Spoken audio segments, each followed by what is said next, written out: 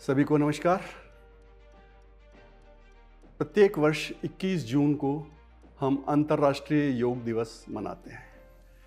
इसकी शुरुआत सन 2015 के अंदर भारत की ओर से इसका शुरुआत हुई थी और यूएनओ में जब प्रस्ताव रखा गया तो यूएनओ ने इसको मनाने के लिए 195 देशों ने इसके लिए अपनी सहमति दी और तब से ही हम प्रति वर्ष 21 जून को विश्व योग दिवस मनाते हैं। इस बार 11वां विश्व योग दिवस मनाने जा रहे हैं हम।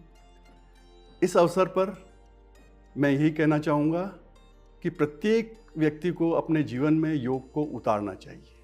योग करने की चीज़ नहीं है, it happens, it is a lifestyle, यह एक जीवन शैली है। और जनरली हम देखते हैं आजकल कि योग हमारे यहाँ से उत्पन्न हुआ करीब 4000 वर्ष पहले। महर्षि पतंजलि ने इसका विधिवत डॉक्यूमेंटेशन किया था पतंजलि योग सूत्र के रूप में, जिसमें उन्होंने 195 सूत्र लिखे थे और उसके 8 लिम्स उन्होंने बताए थे: यम, नियम, आसन, प्राणायाम, प्रत्याहार, धारणा, ध्यान और समाधि। लेकिन आजकल देखने में आता है कि लोग सिर्फ या तो अपना स्वस्थ रहने के लिए या फिट रहने के लिए या किसी बीमारी का इलाज करने के लिए योग करते हैं, जबकि ये न तो कोई ऐसी थेरेपी है, न कोई फिटनेस या व्यायाम है, एक्सरसाइज है। ये अपने आप में एक संपूर्ण पैकेज कह सकते हैं। जैसे मैंने बताया अभी, यम नियम लाइफस्टाइल से संबंधित है, आसन और प्राणायाम फिजिकल फिटनेस से संबंधित है, धारणा और ध्यान कंसंट्रेशन, और ध्यान और समाधि ये अपर स्टेज ऑफ माइंड हैं।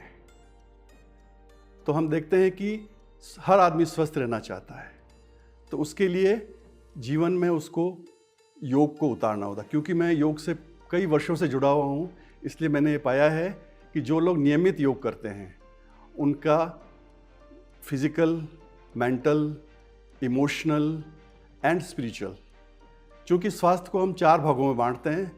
फिजिकल हेल्थ जो कि सिर्फ 20% है, उसके बाद आता है मेंटल हेल्थ,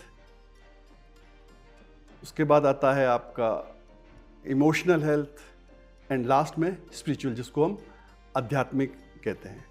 तो जो एक्सरसाइज करते हैं इसमें सिर्फ हमको फिजिकल बेनिफिट ही मिलता है, आपका शरीर अच्छा दिखेगा। मेंटल लेवल में आपकी मानसिक स्थिति अच्छी रहेगी, आपकी याददाश्त अच्छी रहेगी, और भावात्मक रूप से इमोशनली अगर आप फिट हैं तो आपके सारे काम अच्छे होंगे, सोशल लाइफ आपकी अच्छी रहेगी, आपकी फैमिली लाइफ अच्छी रहेगी। और जब स्पिरिचुअल की तरफ आते हैं तो उसमें हम देखते हैं कि अध्यात्म ये अपनी higher stage of the living है। तो अध्यात्म में जब है तो उसमें सभी चीज़ें कवर हो जाती है।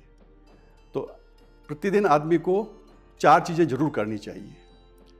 थोड़ी देर एक्सरसाइज, जिसमें आपके स्ट्रेचिंग आ गई, बेंडिंग आ गई, रोटेशन आ गया, पूरे मतलब फिजिकल आपके जो हाथ पैर हैं उसका मूवमेंट आ गया। वो किसी भी रूप में करें, आप जिम में करें, घर पे करें, सूक्ष्म क्रियाएं भी कह सकते हैं इनको। उसके बाद आता है आसन का नंबर, उसमें आप 2 या 3 कोई भी आसन कर लें, या फिर आप एक सूर्य नमस्कार होता है जिसमें करीब 7 आसन होते हैं और 5 रिपीट होते हैं, टोटल 12 का है। और ये हर परफेक्ट इसको कह सकते हैं, इसमें आसन भी आ जाते हैं, एक्सरसाइज भी हो जाती है, प्राणायाम भी हो जाता है और मेडिटेशन भी होता है एक ही इसमें। और उसके बाद थोड़ी देर के लिए हम प्राणायाम करते हैं। जो मुख्य प्राणायाम है 4 या 5 वो कर सकते हैं, जैसे अनुलोम विलोम है, भस्त्रिका है, शीतली है, शीतकारी है, भ्रामरी है, इस तरह से। और उसके बाद हम 10 मिनट का अगर ध्यान कर लें। ध्यान means meditation, it is a state of mind.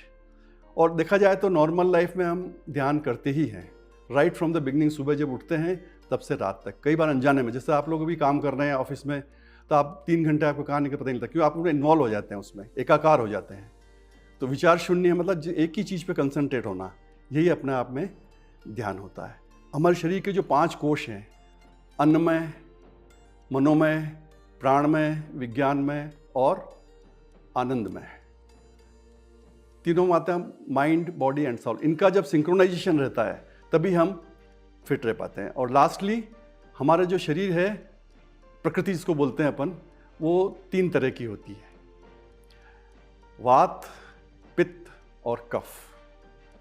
वात मीन्स वायु, पित्त मीन्स एसिडिटी बोलते हैं जिसको, और कफ मीन्स गले। ये हमारे शरीर के तीनों भागों को रिप्रेजेंट करता है। पाँव के नीचे उसको अपन वायु, ऊपर पित्त और कफ। जब इन तीनों का बैलेंस बिगड़ता है तभी कोई बीमारी हमारे शरीर में आती है। तो आयुर्वेद में इसको प्रकृति परीक्षण भी कहते हैं।